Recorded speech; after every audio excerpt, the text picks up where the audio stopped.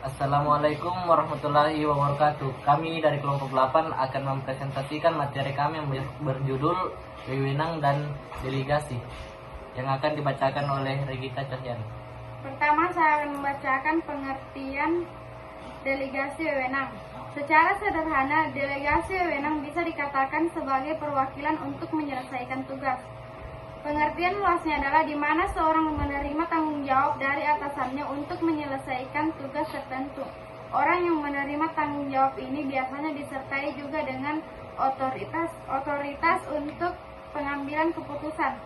Delegasi juga membutuhkan pengawasan. Hal ini biasanya dilakukan terhadap mereka yang minim pengalaman. Tetapi manfaat yang diperoleh dengan menerima tugas tersebut adalah untuk berkembang dalam pekan baru.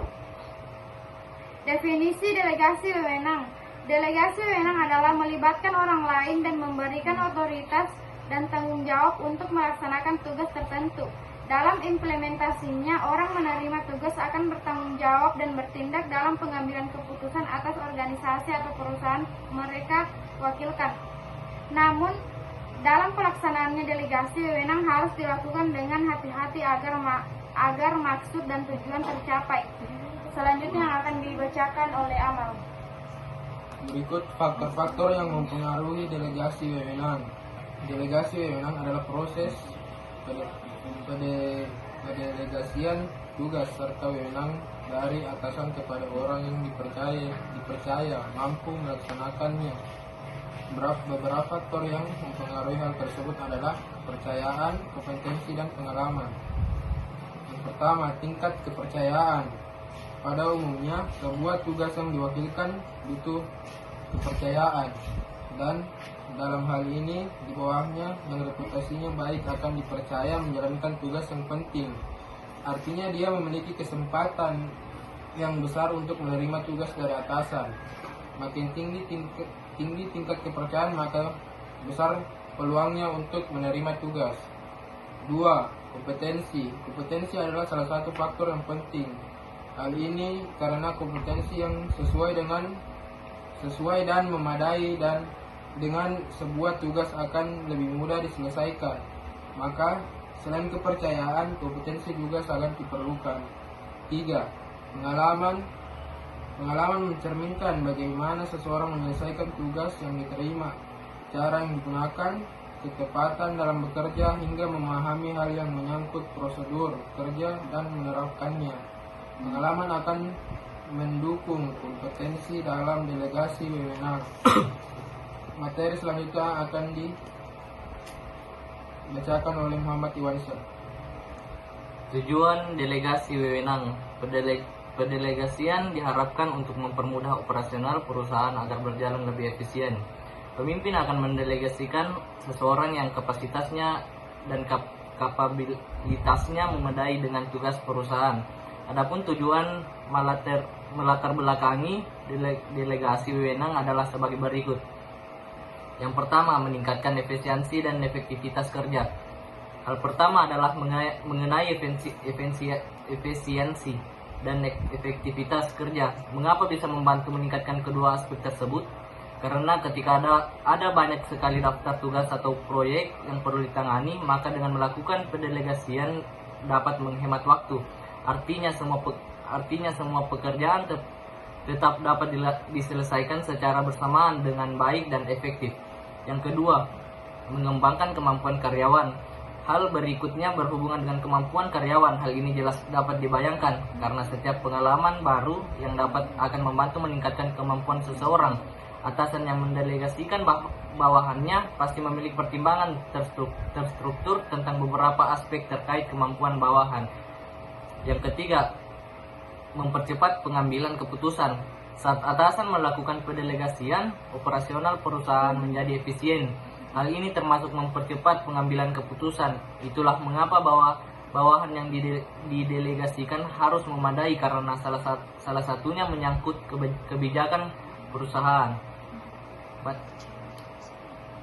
Materi selanjutnya akan dibawakan oleh Regita Cahyan.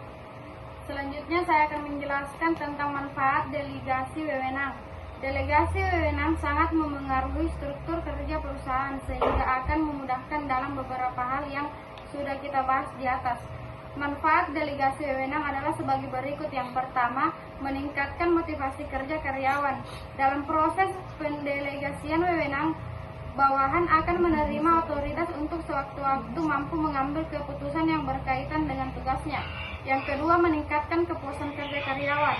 Dalam delegasi wewenang, otoritas yang diterima oleh karyawan akan digunakan untuk membuat keputusan penting bagi perusahaan.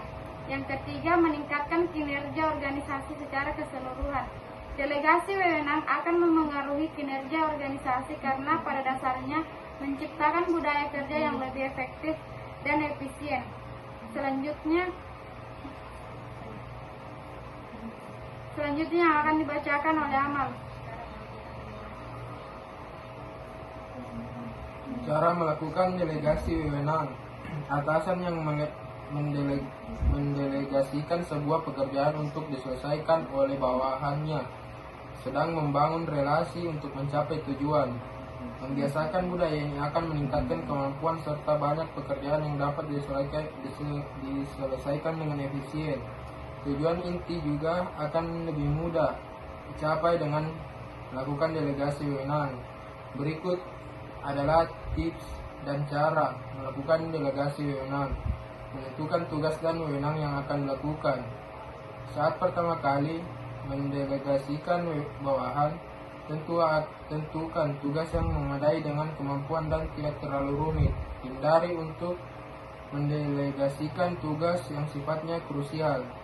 Hal ini sebagai pembelajaran untuk mengetahui kebiasaan serta cara untuk menyelesaikan tugasnya.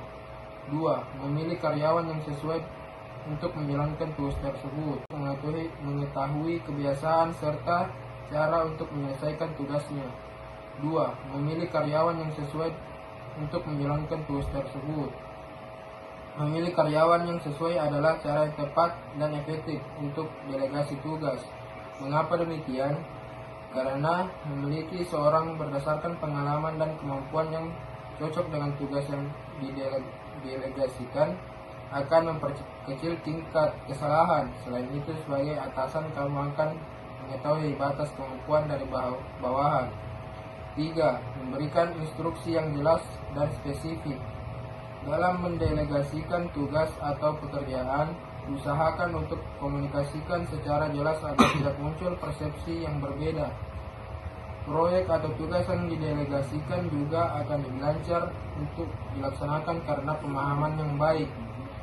Jika ingin lebih baik lagi, informasi tersebut dapat dibuatkan dalam bentuk tulisan. 4. Memantau pelaksanaan tugas secara berkala dan memberikan feedback. Langkah terakhir adalah memantau dan lakukan evaluasi. Berikan penghargaan dan ucapan terima kasih kepada karyawan yang membantu perusahaan dan mencapai tujuannya. Mendelegasikan pekerjaan pada awalnya tidak mudah, dibutuhkan pengawasan, kepercayaan, serta manajemen informasi yang jelas agar sasaran lebih mudah dicapai. Namun seiringnya berjalan waktu, delegasi wewenang akan memberikan banyak manfaat. Atasan yang mendelegasikan tugas juga membangun tim yang mapan untuk memberhasilkan perusahaan. Sekian materi kita dari kelompok 8. Jika ada salah kata mohon dimaafkan. Wassalamualaikum warahmatullahi wabarakatuh.